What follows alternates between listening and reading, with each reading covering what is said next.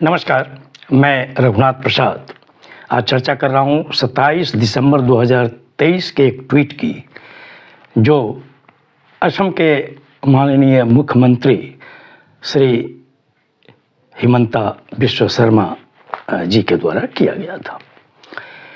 Farming, cow rearing and commerce are natural duties of the West, and serving the Brahmins, Kshatriya is the natural duty of the Sudras।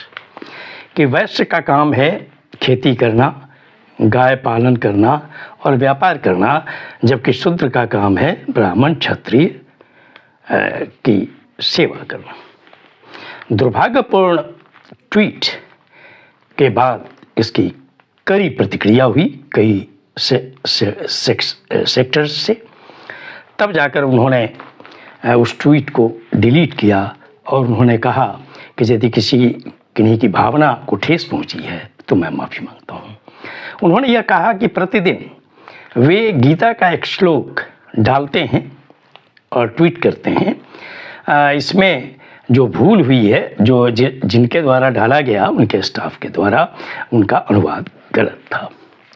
खैर, जो भी हो, लेकिन क्या इतना गंभीर ट्वीट बिना इनको दिखलाए हुए कोई स्टाफ करने की अगर हिम्मत किया तो उसके प्रति, उसके विरुद्ध भी कार्रवाई होनी चाहिए।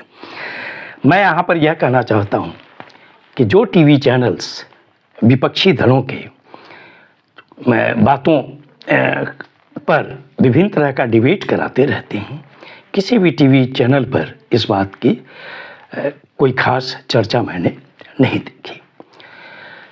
आज के समय में भी इस तरह का ट्वीट किया जाना, और मैं समझता हूँ कि किसी भी धार्मिक ग्रंथ में हिंदुओं के अगर इस तरह की बातें हैं तो लगातार हिंदुत्व की बात करने वाले लोगों को और धर्माचार्यों को इस पर अपना विचार अवश्य प्रकट करना चाहिए कि जब भारतीय संविधान लागू हुआ और सभी लोग बराबर हो गए, तो क्या इन धर्म ग्रंथों में अगर इस तरह की बात है तो क्या इस पर उनको अपना विचार नहीं प्रकट करना चाहिए कि अब इसका किसी भी तरह से कहीं भी उपयोग कोई नहीं करे।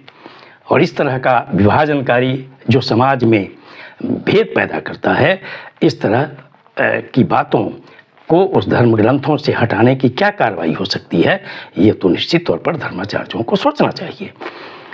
और किसी भी नेता को, चाहे वो किसी भी जाति को, अगर वर्णाश्रम के सपोर्ट में अगर इस तरह का ट्वीट किया जाता है तो उनको इस बात का भी ध्यान रखना चाहिए कि इसकी प्रतिक्रिया बहुजन समाज की ओर से अवश्य होगी, क्योंकि उनकी आबादी 85% है। वो समय बीत गया जब वो लोग पढ़े लिखे नहीं थे। सभी लोग पढ़े लिखे हैं, सभी लोग अपना अच्छा भला बुरा समझते हैं। इसीलिए इस तरह का कोई भी आदमी ट्वीट करे तो उसे अवश्य सावधानी बरतनी चाहिए। मैं यहाँ पर यह भी कहना चाहूँगा कि भारतीय जनता पार्टी और आरएसएस की ओर से भी स्पष्ट निर्देश मिलना चाहिए सारे लोगों को कि इस तरह के ट्वीट नहीं किए जाएं, क्योंकि इससे बेवजह विवाद पैदा होता है। क्योंकि हिंदू धर्म में जो जातिवाद है, इसने बहुत दुर्भाग्यपूर्ण कार्य किया है इस देश में। और अगर मैं कहूँ कि बहुत बड़े बड़े समाज सुधारकों ने और नेताओं ने जो बार बार कहा है कि हजारों वर्षों तक अगर भारत गुलाम रहा है तो उसमें सबसे बड़ा जो रोल अदा किया है वो इस जाति प्रथा ने किया है।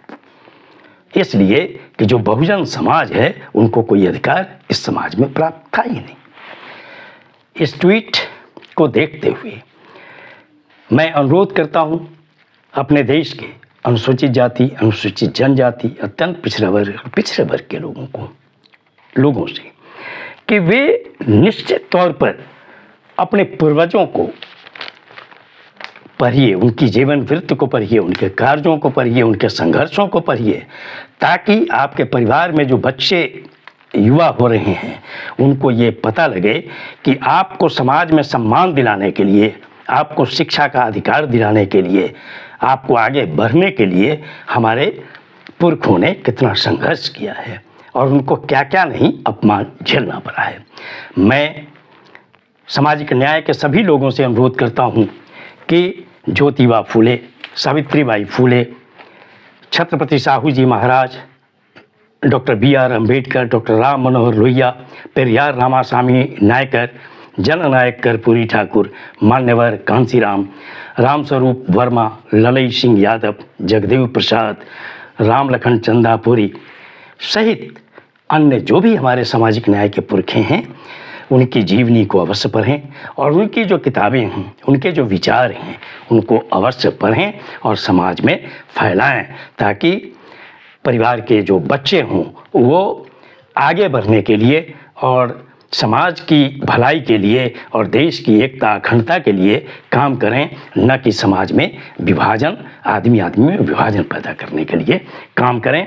और ये बहुत ही आवश्यक है, क्योंकि हमारे जो पुरखे हैं उन्होंने आजीवन संघर्ष किया।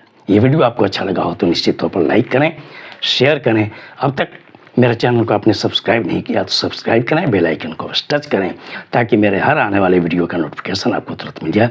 आप सभी लोगों के लिए शुभकामनाएं। धन्यवाद। जय